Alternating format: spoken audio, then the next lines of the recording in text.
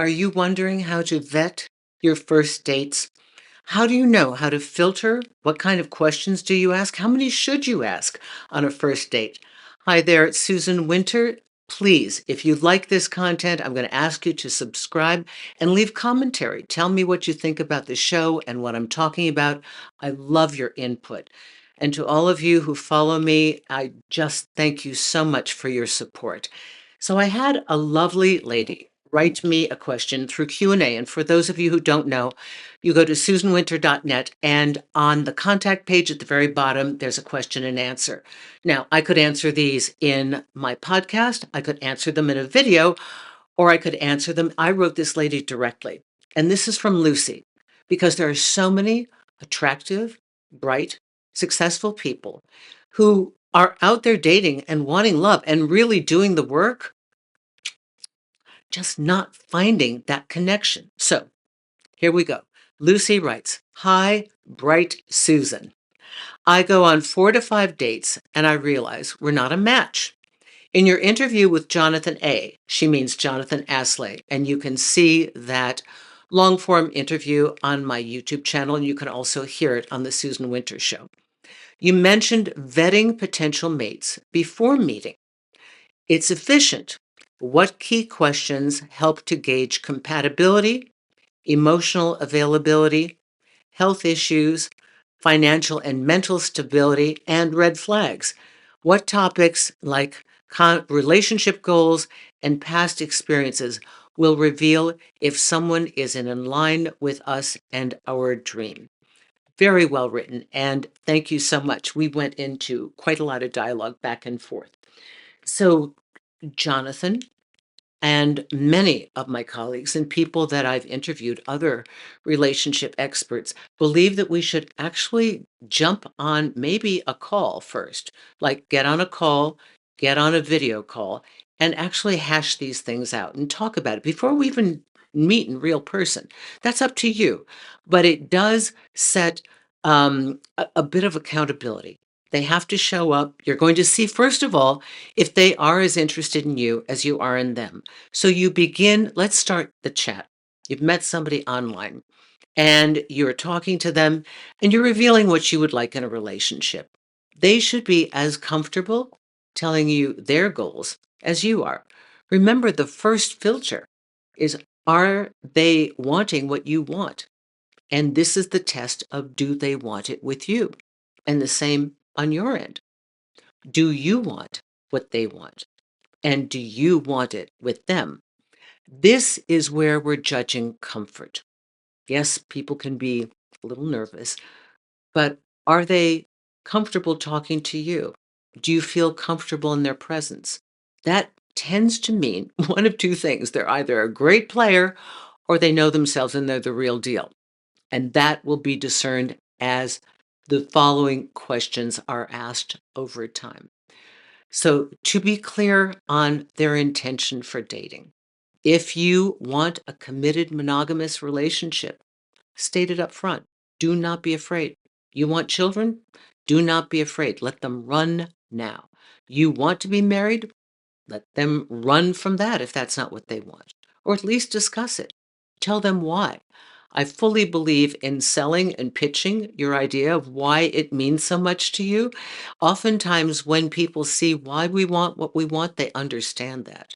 And maybe they're afraid of it because they've never heard it stated in that way. But we are looking for initial ease and compatibility. Are there red flags? If people are reactive, if you ask a question, in the beginning stages, you need to ask questions. It's not an interview, but it kind of is, because you are trying to figure out the lay of the land before you proceed. You're trying to figure out if we are enough of a match that we continue talking and getting to know each other. And that does take time. You might not see the red flag right away, but you will notice it if you can stay attuned to being rather objective in the beginning.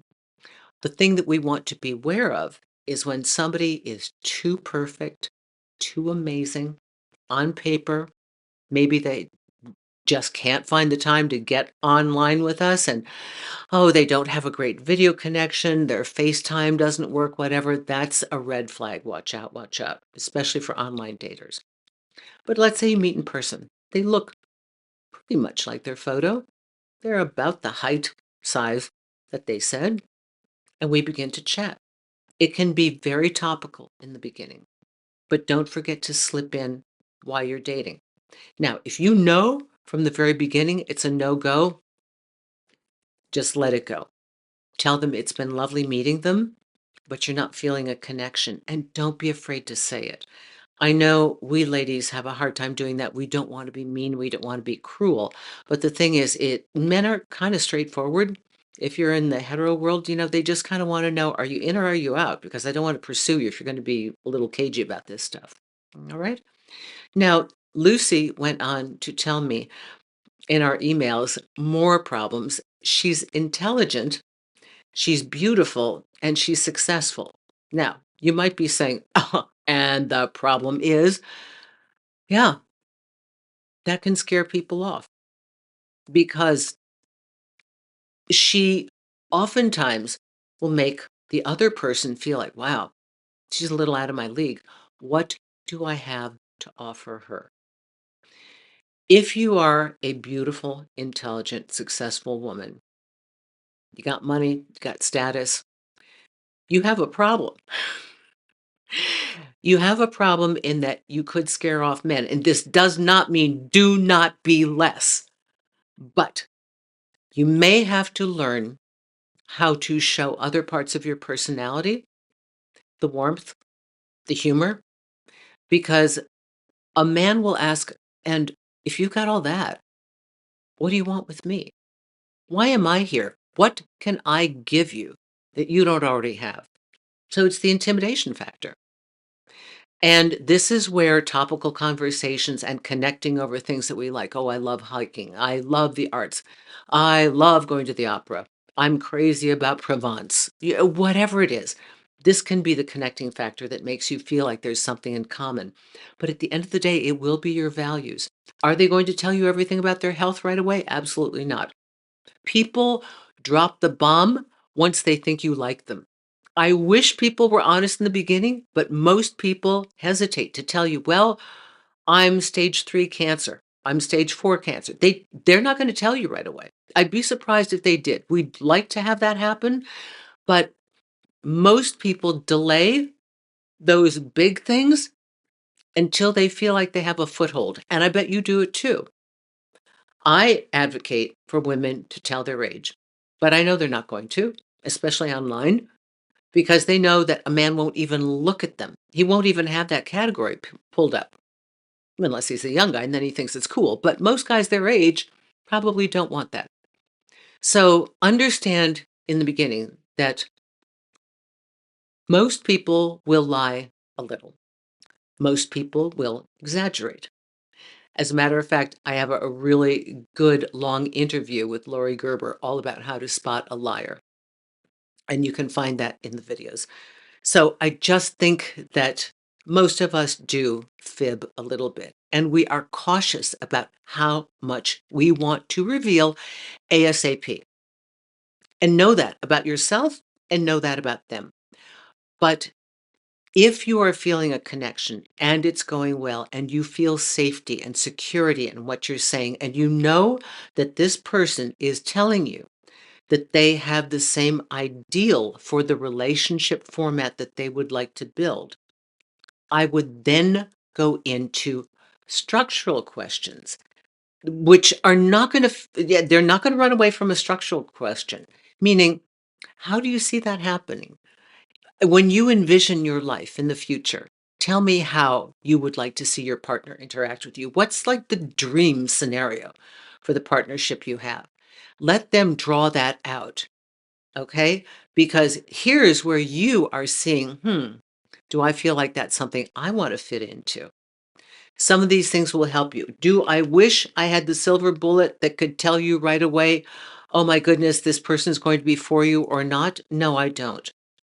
You are looking for ease of conversation. You are looking to feel good about yourself in their presence. But most often, I need to tell you again and remind you all, if it's too good to be true, if it's just way too perfect, if everything is too fast, too soon, it's a no-go.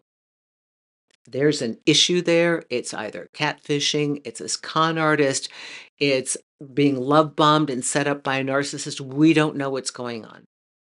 But the more honest you can be with those things for which you are comfortable stating up front, allows the person talking to you to feel okay to be honest. And this is why I ask all of you to have your honesty conversation ASAP.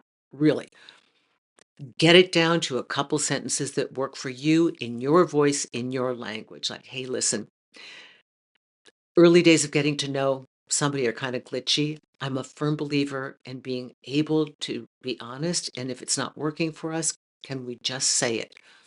No, nobody's bad, nobody's wrong. I would prefer that. Are you okay with that? I will be that honest with you, and you can be that honest with me. No repercussions for it. Okay? Set that in place. Whether you know it or not, you are now setting the foundation to be able to have talks that are difficult. And a lot of the honesty talks that you have to reveal throughout a relationship are difficult. You don't want to hurt your partner, but you got something that they're doing that is driving you crazy. And you have to talk about it, right? I hope this helps you. And thank you so much, Lucy, for this. Don't be surprised if I actually email you a response. I get a lot of these per day, but sometimes they hit me and I'll get right back to you. And maybe your request will be on my podcast. Maybe it'll be a video. Thank you, everyone. Susan Winter for SusanWinter.net, and happy dating.